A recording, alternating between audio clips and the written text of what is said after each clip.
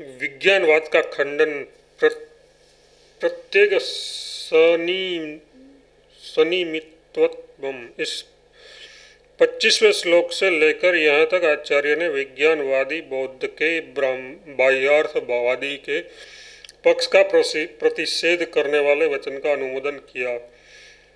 अब उसी को हेतु बनाकर उसके पक्ष का प्रतिषेध करने के लिए इस प्रकार कहा जाता है। इसलिए चित्त भी उत्पन्न नहीं होता और न चित्त का दृश्य ही उत्पन्न होता है। जो लोग उसका जन्म देखते हैं वे निश्चय ही आकाश में पक्षी आदि के चरण मतलब चरण चिन्ह देखते हैं, क्योंकि विज्ञानवादी ने घटादि के न होने पर भी चित्त को घटादि की प्रतीति होनी स्वीकार की है और यथार्थ दृष्टि होने के कारण उसका हमने भी अनुमोदन किया है। इसलिए उसकी मानी हुई चित्त की उत्पत्ति की प्रतीति भी उसकी उत्पत्ति के आभास में ही होनी संभव है। अतः जिस प्रकार चित्त के दृश्य का जन्म नहीं होता उसी प्रकार चित्त की भी उत्पत्ति नहीं होती। इसलिए जो विज्ञानवादी उस चित्त की उत्पत्ति तथा उसके क्षणिकत्व, दुखित्व, शून्यत्व एवं अनात्मा आदि देखते हैं, उस चित्त से ही उस जिसका देखना सर्वथा असंभव है ऐसे चित्त के स्वरूप को देखने वाले वे निश्चय ही आकाश में पक्षी आदि के चरण देखते हैं। अतः तात्पर्य यह है कि वे अन्य द्वैतवादियों की अपेक्षा भी अधिक साहसी है और जो शून्यवादी सबकी शून्यता देखते हुए अपने दर्शन की भी शून्यता की प्रतिज्ञा करते हैं, वे तो उससे भी बढ़कर साहसी है। वे आकाश को मुट्ठी से भी पकड़ना चाहते हैं। उपक्रम का उपसंहार पूर्वोक्त हेतुओं से यह सिद्ध हुआ कि एक अजन्मा ब्रह्म ही है। अब पहले जिसकी प्रतिज्ञा की है उसके फल का उपसंहार करने के लिए यह श्लोक है। क्योंकि अजन्मा चित्त का ही जन्म होता है, इसलिए अजाति ही उसका स्वभाव है और स्वभाव की विपरीतता किसी प्रकार नहीं होगी। अजात जो ब्रह्मरूप चित्त है वही उत्पन्न होता है, ऐसी वादियों द्वारा कल्पना की जाती है। क्योंकि उस अजात का ही जन्म होता है, इसलिए अजाति उसका स्वभाव है। तब इसलिए उस अजात रूप स्वभाव का जन्म रूप विपरीत भाव किस प्रकार नहीं होगा। आत्मा के संसार और मोक्ष दोनों ही का पारमार्थिक अस्तित्व स्वीकार करने वाले वादियों के पक्ष का ये एक दूसरा दोष बतलाया जाता है। अनादि संसार का तो कभी अन्यत्व सिद्ध नहीं हो सकेगा और सादी मोक्ष की कभी अनंतता नहीं हो सकेगी। अनादि अतीत कोटि से रहित संसार का अनत्व यथार्थ समाप्त होना युक्ति से सिद्ध नहीं होगा। लोक में कोई भी पदार्थ अनादि होकर अंतवान होता नहीं देखा गया है, अनंतवान होता नहीं देखा गया। यदि कहो कि बीजांकुर संबंध की निरंतरता का विच्छेदक होता देखा गया है तो ऐसा कहना ठीक नहीं, क्योंकि बीजांकुर संतति कोई एक पदार्थ न होने के कारण उसके अनादित्व का निराकरण तो पहले कर दिया गया है। इसी प्रकार विज्ञान प्राप्ति के समय होने वाले सादी मोक्ष की अनंतता भी नहीं होगी, क्योंकि घटादि मतलब जन्य पदार्थों में ऐसा देखा नहीं गया।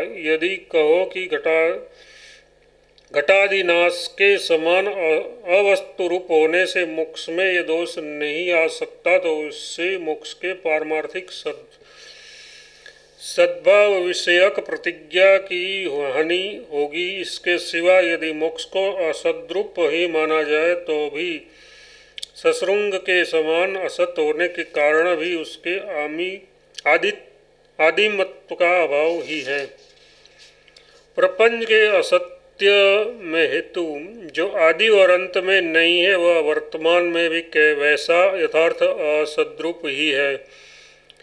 ये पदार्थ समूह असत के समान होकर भी सत जैसे दिखाई देते हैं। उन जागृत पदार्थों की सप्रयोजनता स्वप्नावस्था में असिद्ध हो जाती हैं, अतः आदि अनंत युक्त होने के कारण वे नित्य ही मिथ्या माने गए हैं।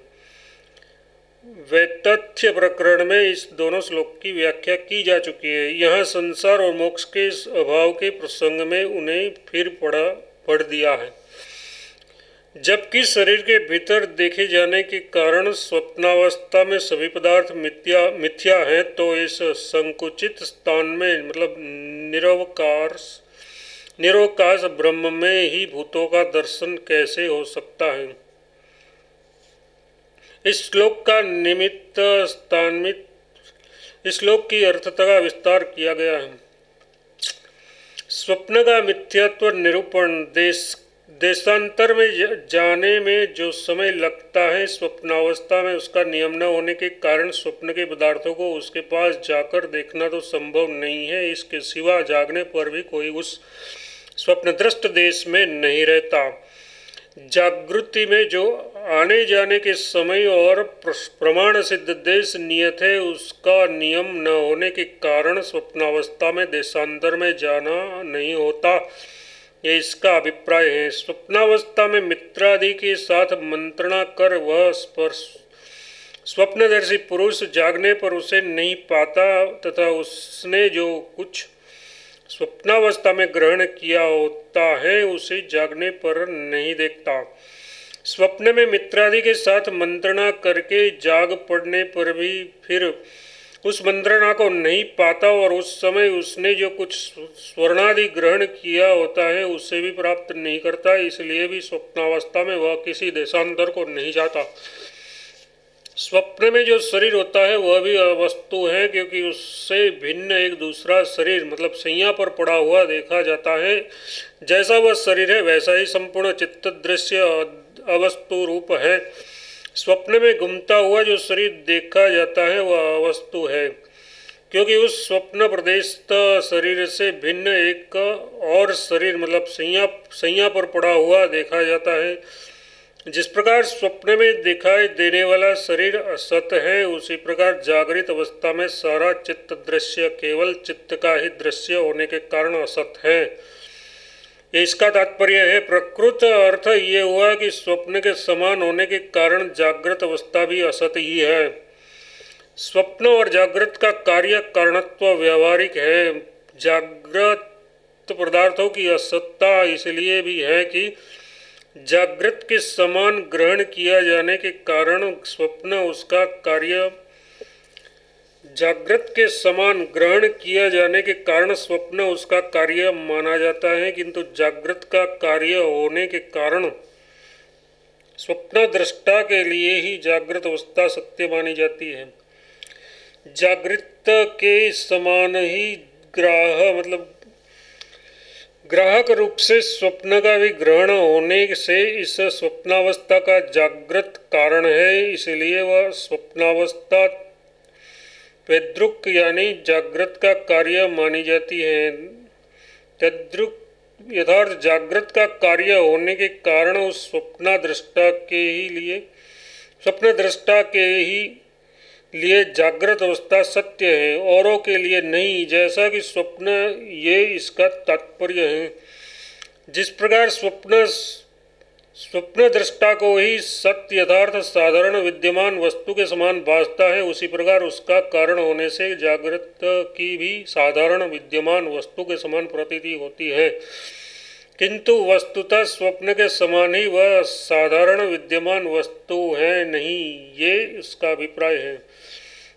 शंका, स्वप्न के कारण होने पर भी जागृत पदार्थों का स्वप्न के समान अवस्तुत्व नहीं है, क्योंकि स्वप्न तो अत्यंत चंचल है किंतु जागृत अवस्था स्थिर देखी जाती है। समाधान, ठीक है, अविवेकियों के लिए ऐसी बात हो सकती है, किंतु विवेकियों को तो किसी वस्तु की उत्पत्ति सिद्ध ही नहीं है। अतः उत्पत्ति के प्रसिद्ध न होने के कारण सब कुछ अज ही कहा जाता है। इसके सिवा सत वस्तु से असत की उत्पत्ति किस प्रकार हो भी नहीं सकती। उत्पत्ति के सिद्ध न होने से सब कुछ आत्मा ही है। इसलिए वेदांतों में इत्यादि रूप से सबको आज ही कहा है। और तुम जो मानते हो कि सत्य जागृत से असत स्वप्न की उत्पत्ति होती है, सो भी ठीक नहीं, क्योंकि लोक में भूत विद्यमान वस्तु से असत का जन्म नहीं हुआ करता। श्रृंगादि असत पदार्थों का जन्म किसी भी प्रकार देखने में नहीं आता। शंका, ये तो तुमने कहा था कि स्वप्न जागृत का कार्य है, फिर ऐसा क्यों कहते हो कि उत्पत्ति सिद्ध ही नहीं होती?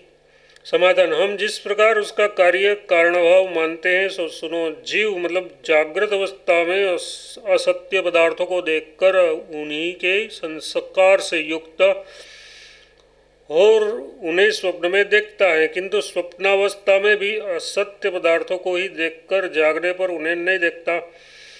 जागृत अवस्था में असत्य यथार्थ रज्जु में सर्प के समान कल्पना किए हुए अविद्यमान पदार्थों को देखकर उसके भाव से भावित हो, स्वप्न में भी तन्मय भाव से जागृत के समान ग्राहक रूप से विकल्प करता हुआ उन्हें देखता है, तथा स्वप्न में भी असत पदार्थों को देखकर जागने पर विकल्प न करने के कारण उन्हें नहीं देखता।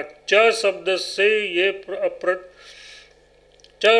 से ये अभिप्राय है कि इसी प्रकार कभी जागृत में देखकर भी उन पदार्थों को स्वप्न में नहीं देखता। इसीलिए ये कहा जाता है कि जागृत अवस्था स्वप्न का कारण है, उसे परमार्थ सत्य मानकर ऐसा नहीं कहा जाता।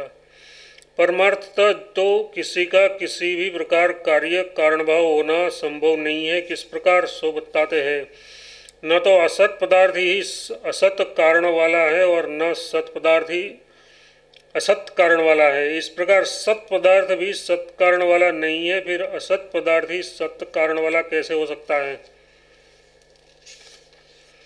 असत कारण वाला असत पदार्थ भी नहीं है। जैसे आकाश पुष्प आदि असत्य पदार्थ का कोई संग श्रृंगादि असत कारण हो, ऐसा कोई असत पदार्थ भी विद्यमान नहीं है, तथा घटादि असत्तु भी असत्य तुक यथार्थ असत्य पदार्थ का कार्य नहीं है। इस प्रकार सत्य यानी विद्यमान घट आदि किसी अन्य सदस्तु का भी कार्य नहीं है, फिर सत्य का कार्य असत्य ही कैसे हो सकता है? इसके सिवा किसी अन्य कार्य कारण भाव की न तो संभावना है और न कल्पना ही की जा सकती है। अतः तात्पर्य यह है कि विवेकियों के लिए तो किसी वस्तु का भी कार्य कारण भाव सिद्ध है ही नहीं। जागृत और स्वप्न असत होने पर भी उसके कार्य कारण भाव के संबंध में जो शंका है उसकी निवृत्ति करते हुए फिर भी कहते हैं, जिस प्रकार मनुष्य भ्रांतिवश जागृतकालीन अचिंत्य पदार्थों को यथावत ग्रहण करता है, उसी प्रकार स्वप्न में भी भ्रांतिवश स्वप्नकालीन पदार्थों को वही उसी अवस्था में देखता है। जिस प्रकार कोई पुरुष विपर्यास यथार्थ अविवेक के कारण जागृत अवस्था में रज्जु सर्पादि अचिंतनीय यथार्थ जिनका चिंतन नहीं किया जा सकता ऐसे पदार्थ को भूत परमार्थवत स्पर्श करते हुए से कल्पना करता है, उसी प्रकार स्वप्न में विपर्यास के कारण ही वह हाथी आदि को देखता हुआ सा कल्पना करता है, अर्थात उन्हें वह उसी अवस्था में देखता है, न कि जागृत से उत्पन्न होते हुए।